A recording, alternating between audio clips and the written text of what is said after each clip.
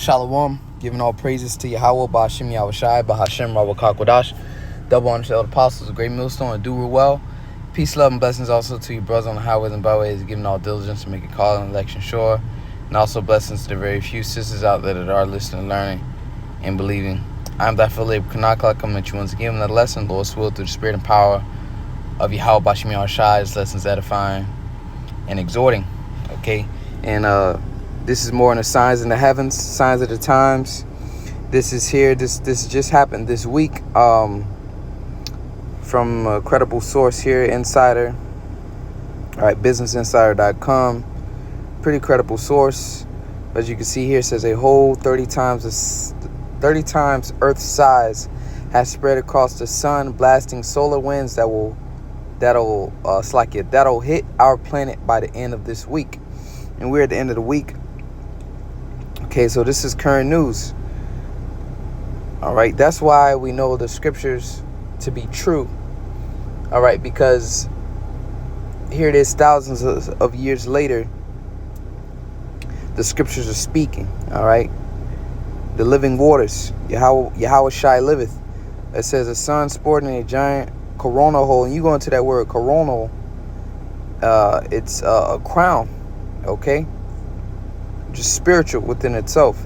It says a giant black region of the sun called a coronal hole was spotted on Monday by NASA's Solar Dynamics Observatory. Now that was this Monday. It says despite the name, however, this isn't a physical hole in the solar surface. Coronal holes are cooler in temperature, so they don't glow as bright as the other areas of the sun, therefore it look black. Okay, so this is a sign, okay, because it's a darker part of the sun than the other, so it's able to be seen. All right, and that's what we're looking for. We're looking for signs. The scriptures say, how should I say, adulterous and a sinful generation seek after the sign. Well, as Elder Gabar brought out, we are that adulterous and sinful generation. Okay, so we're always looking for a sign. Okay, and the Lord has put these signs. If you have the knowledge, wisdom, understanding of the scriptures, the Lord said that these would take place. Okay, so there's signs. Literally, the scriptures say that, man. All right, let's get it real quick. Luke chapter 21. Now, this was when Yahweh Shai was speaking about the siege of Jerusalem. Okay, but this is twofold.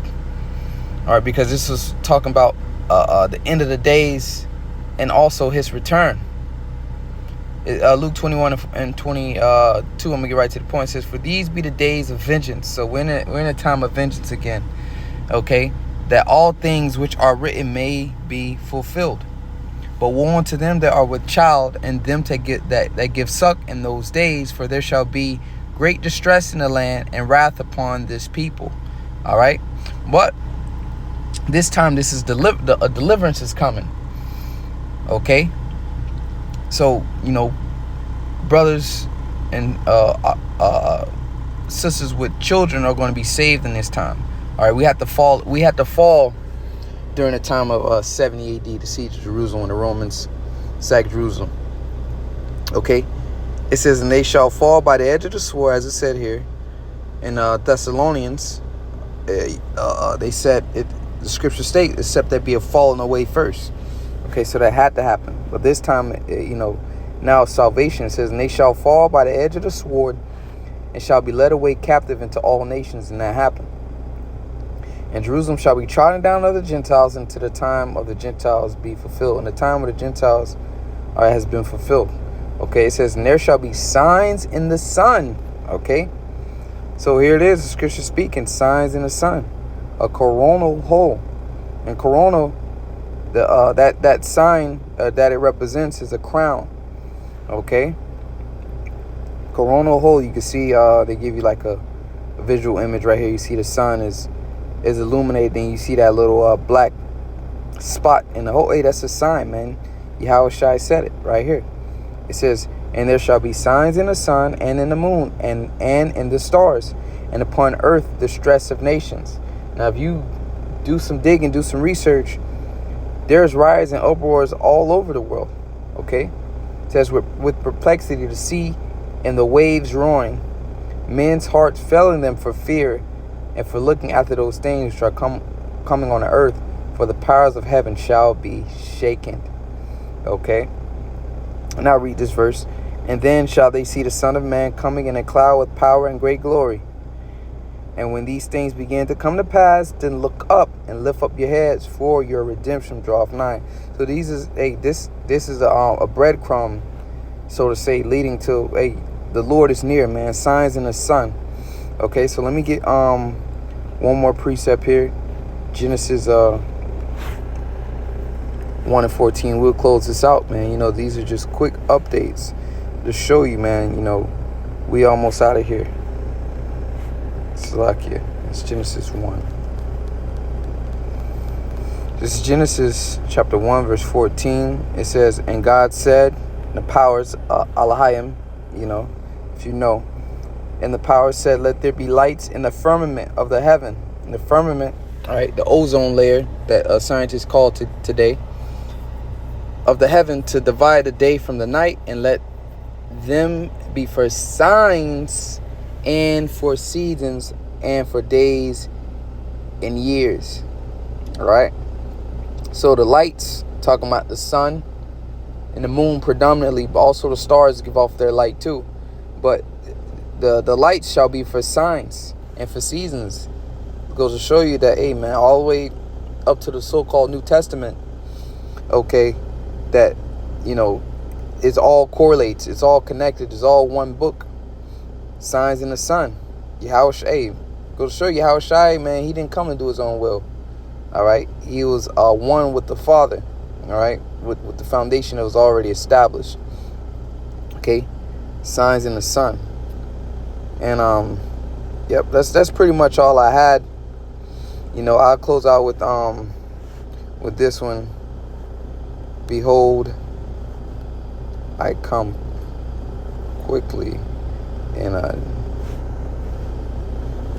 Revelation. I think it's mentioned a few times. Yep.